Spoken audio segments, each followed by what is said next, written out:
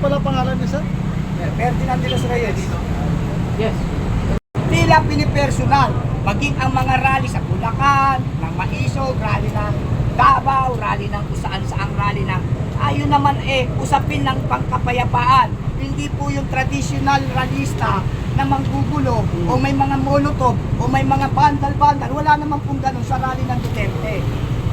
Ang purpose po nun ay para maiparating ang hinaing at sentimiento ng mga mamamayang Pilipino. Dahil meron nga pong mga kapabayaan o merong hinahanap ang mga mamayan na hindi nila nakikita at nararamdaman.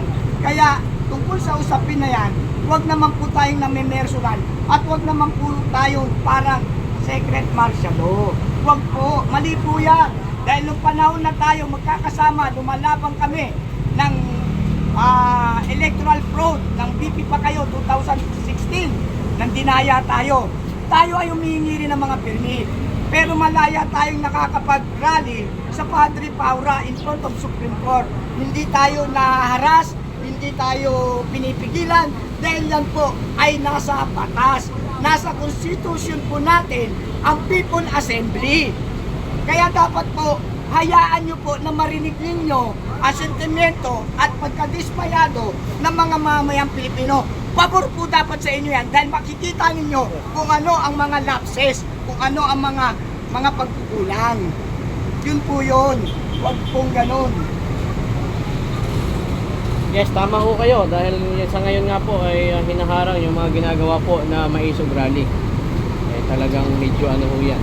Kaya nga ako bilang isang mamamayang Pilipino at dati rin namang supporter ng Marcos, masakit po sa akin itong nangyayari na to. Dahil dati rin po ako supporter ng Marcos. Kaya lang nag-withdrawal of support ako dahil wala nga ako nakikitang pagbabago. Pati OFW sector, ako po 21 years OFW. Ako po ay isang chairman ng Caloocan City under the management of Engineer Eli Moa na nasa Saudi Arabia ngayon. Ako po ay isang leader OFW advocate. At ako rin po ay personal na may panawagan sa inyo. Meron akong formal letter, position paper na sinadmit sa Malacanang upang magkaroon kami ng tunay na kalihim na magmamalasakit sa amin. Pero ano po ang nangyari?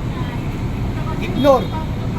Di po kayo naikinig, Pangulong BBM, sa sentimento ng mga tao. Sayang, ampot. Sir, bigyan niyo po kami ng konting knowledge about sa pamumuno noon ni Ferdinand Marcos ng kanyang tatay. Napakalayo talaga. Noong panahon noon, ang tatay ay against oligarchs. Yeah. Ayaw po ng tatay na may mga nagdidikta sa kanya na mga mayayamang negosyante. Ang puso ni Apo Marcos, ni Mr. Ferdinand Emmanuel Edralin Marcos ay nasa mga mahihirap na mamamayang Pilipino. Kaya noong mga panahon na yon, well protected ang mga Pilipino sa mga pang-aabuso ng mga oligarko. Ngayon, ano po? Ito pa isa. Ang Ninoy Aquino International Airport, panahon ng Dilawan, hindi po yan nabenta sa private. Yes, sir. Hindi po yan nabenta sa private. BBM, bakit po naging private po ang Ninoy Aquino International Airport? Bakit po ito kailangan maging pribado? Ito po ay pag-aari ng mga mamamayang Pilipino. Hindi po ito dapat maging pribado. Saan kayo nakakita na airport? Kahit sa buong mundo, mag-ikot po kayo. Wala pong airport na pag-aari ng pribado. Tayo lamang po siguro ngayon ang may pag-aari ng pribado, ang pambansang paliparan na Ninoy Aquino International Airport, formerly Manila International Airport. At ang tatay nyo po, maraming infrastructural na ginawa. In 20 years of service, marami naman pong nagawa. At marami siyang mga infrastructure na develop. Napakarami po. Maging ang malnutrition ng araw, may libreng Nutriban, may libreng gatas. Ganun po ang pamamahala ng inyong ama. Makamahirap po, hindi po makamayaman. Pero ang nangyayari po ngayon, ang laki ng pagkakaiba na ang buong akala namin like father, like son. Pero tila bakit ngayon nai-involve pa kayo sa droga? At alam niyo po ba ang usaping droga? Ang usaping droga nung panahon ng tatay mo, pina-firing squad niya si Limseng, yung dayuhan na talagang manufacturer ng droga dito sa Pilipinas. Ipina-firing squad niya yan. Tinawanan lang ni Limseng yan. Bakit tinawanan ni Limseng? Bakit tinawanan ni Limseng? Kasi nga, dahil sa dami ng pera niya, sa dami ng kwarta niya, akala niya, mababribe niya ang government noon.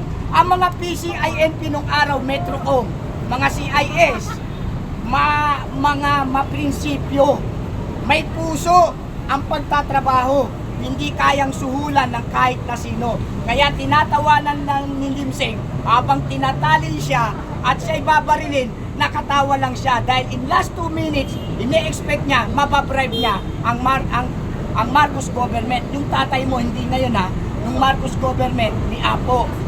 Pero nagkamali siya, tumagos ang bala sa kanya, patay siya.